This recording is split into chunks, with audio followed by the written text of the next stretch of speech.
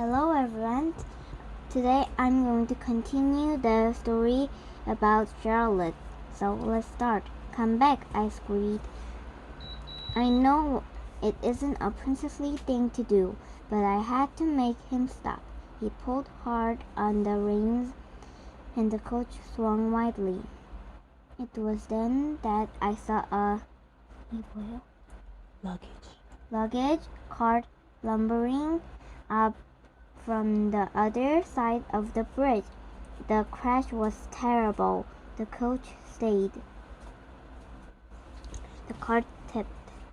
Then every single trunk and suitcase fell into the river with a humongous flash. I stood and stared, so shocked I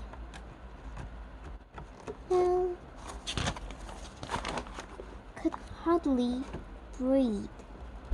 Alice, Katie, Emily, Daisy, and Sophia suddenly appeared beside me, and they stared too. Only bubbles showed where the trunks had landed in the water. And then an ice-cold voice spoke behind us. "Princess Charlotte, please come my study at once." "Princesses Alice, Daisy, Emily, Katie, and Sophia, I would like you to go back to your dormitory now." Queen Gorgula sounded so angry my stomach felt as if it was tied into knots. "Yes, Your Majesty," I whispered. I tried to curtsy, and of course I wobbled so badly I had to hold at Alice's stop myself from falling over. I wanted to die. I really did, especially when Queen Gloria gave me a look of utter disappointment. Behavior, turned on her heel and turned away towards the palace. Alice slipped her hand into mine. "Oh, Charlotte," she said. "It was an accident." I began to cry. I didn't help it. Katie took my other hand. "We'll come with you," she said. "We all will," said Sophia. "It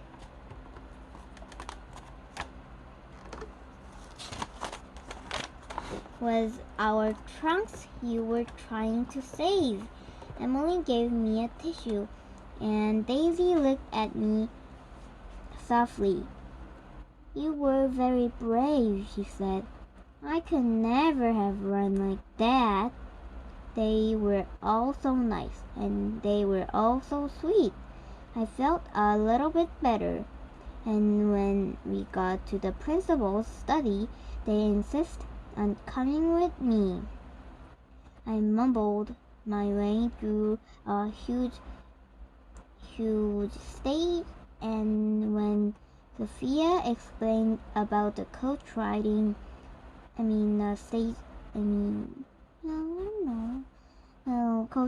away and me trying to stop it, and somehow she made it sound as if I'd almost been a hero. When Queen Georgia listened without saying a word. She was one of those very calm,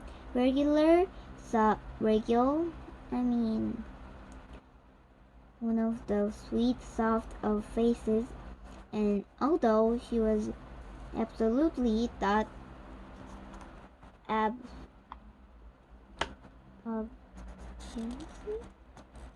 I'd been very foolish, she never said so. When Sophia had finished, the principal folded her hands on her desk and looked hard at me. "It seems, Charlotte," she said, "that you are fortunate in your friends, and I believe that your heart is in right place. Even if you are quick to act before you think, by now the luggage should have been rescued from the water. And I have asked the pages to take your ball gowns to the matron's room. If you can pursue matron or Fairy G, as we call her, to help you, then you may attend this evening ball. If, however, Fairy G decides you are not worthy, then you will be executed, together with 5 friends. In education, you will lose 50 Tiara points, which will be a very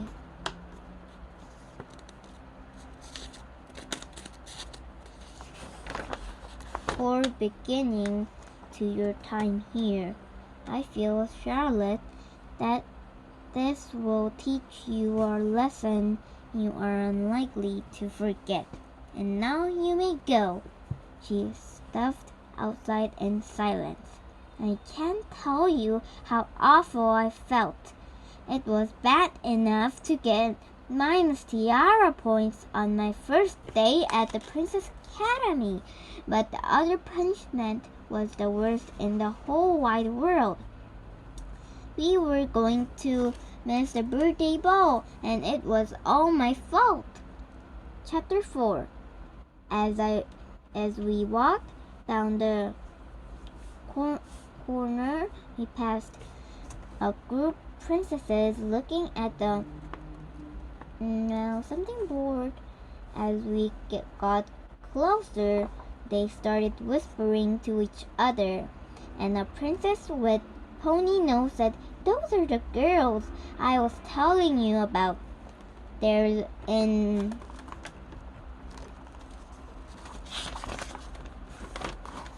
big trouble.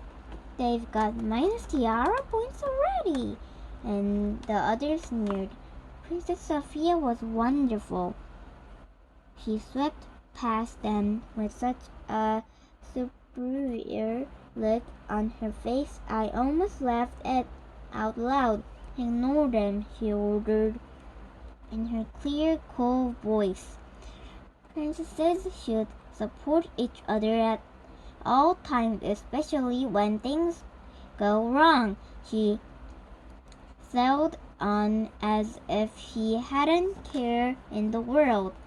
That was Princess Florin by the board, Alice in my ear, and Princess Perfecta was the one with a snooty stare.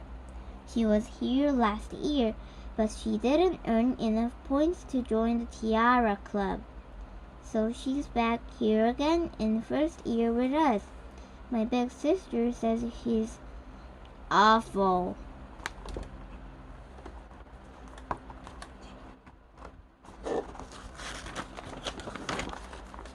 "Oh," I said.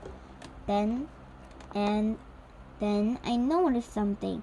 Emily and Daisy were both blowing their noses really, really hard, and I exactly knew they were trying not to cry. I made up my mind. I had to convince Fairy G that my new friends should be able to go to the birthday ball, even if I couldn't. Maybe my stomach felt wobbly at the thought. She could give me more minus Tiara points instead. Alice knew the way to the matron's room, and we soon found ourselves outside the big door with a sign outside that said, "Fairy Godmother Matron at the Princess Academy. No frogs, toads, or spiders, if you please. P.S. No headache pills will be given to dragons." I took a deep breath and knocked. "Come in," boomed aloud and loud and something like EHHOING voice. Maybe nervously opened the door and peeped inside. Fairy Jeet had an enormous red face and hair that stuck out in all directions, and she was dressed in all collection of straws and skirts and flowery drabbly things. Behind her in a fireplace, a huge fire crackled and spread, and flames roared up the chimney.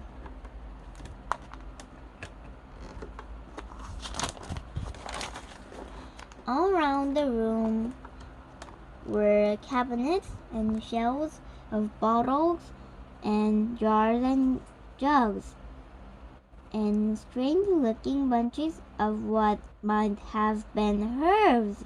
The biggest tabby cat I'd ever seen was curled up on the back of a giant armchair. It was all very weird and a bit scary. And then I saw our ball gowns. They were hung over a long rack. I'd never seen anything so terrible. They were covered in weeds and mud, and were dripping all over the carpet. The fur was bedraggled, and there was a long loop of dull yellowing stars draped over a heap of dirty petticoats. Sophia let out a little cry. The others gasped. Worst of all, Alice let go of my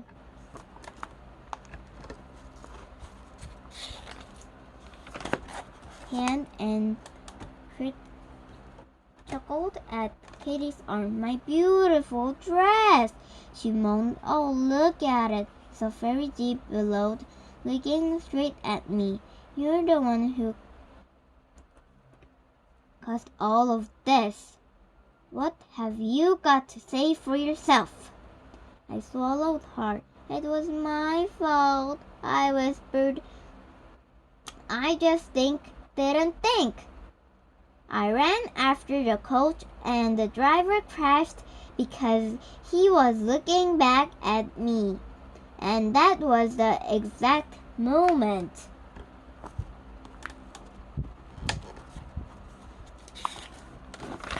when a huge spark flew out of the fire. It landed on a thick carpet, and bright red and yellow flames shot up into the air.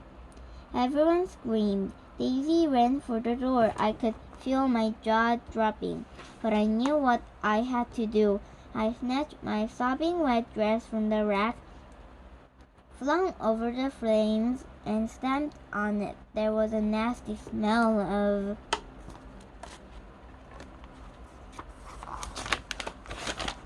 burning silk, but the fires were out. I leaned against the wall, panting.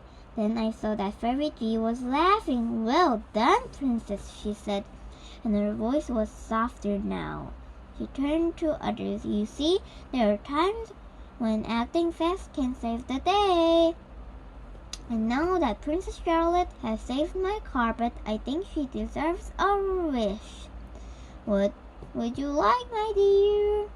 And her big red face suddenly looked amazingly friendly. "Of course I wish that Alice, Daisy, Emily, Katie, and Sophia could have the dresses back as good as new." "Excellent!" Fairy G beamed and snapped her big fat fingers. "Have you ever seen sparkly pink fairy dust? Well, it's amazing. It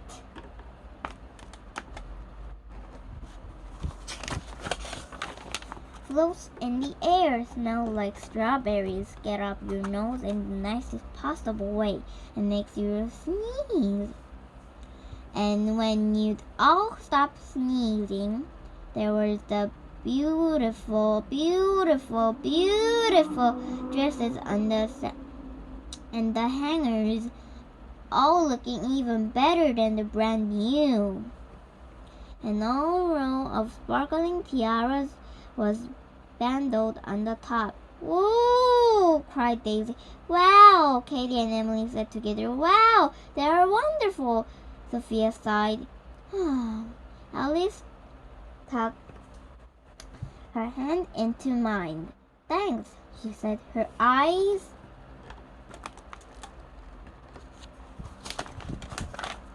were starry. "You are a real friend." "Thank you so much, Fairy G," I said. I was feeling so happy. I was practically floating. And then I saw my own wet, burned black dress still lying in a soggy puddle on a carpet.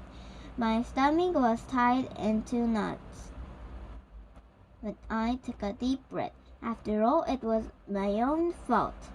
Maybe my special new friends would tell me about the birthday ball later, but I had to fight an enormous lump in my throat before I could speak. "I'll take this away," I said, and I bent down to pick up the dress up. Alice was beside me in a flash. "I've got another ball gown," she said. "Please say you'd wear it, please." I looked at Fairy G, a little glimmer of hope flickering inside me. She looked back at me and stroked her chin thoughtfully.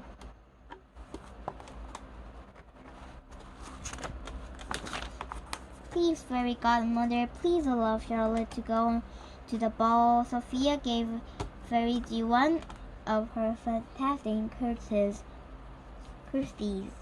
Daisy, Emily, and Katie curtsied too. "Please," they echoed. "Please. We wouldn't enjoy without her." Daisy added.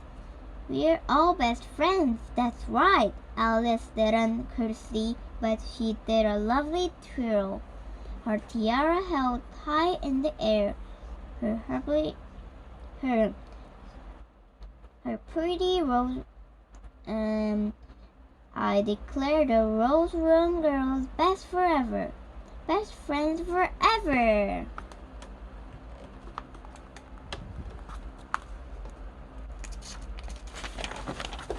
I wanted to hug Alice when she said that.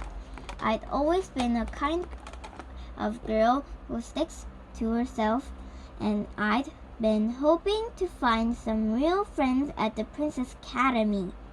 And now I knew I had. It was still my very first day, and I nearly ruined everything, but I was part of something really special, and I could see Katie's eyes were shiny, and Sophia was smiling, and Emily and Daisy were nodding yes like mad. Fairy Deep began to chuckle. "Well, very well then," she said. "All the members of Rose Room shall go to the ball, but I think Princess Charlotte had better wear her own dress, don't you?" And she took my dress from me. More fairy dust twinkled, and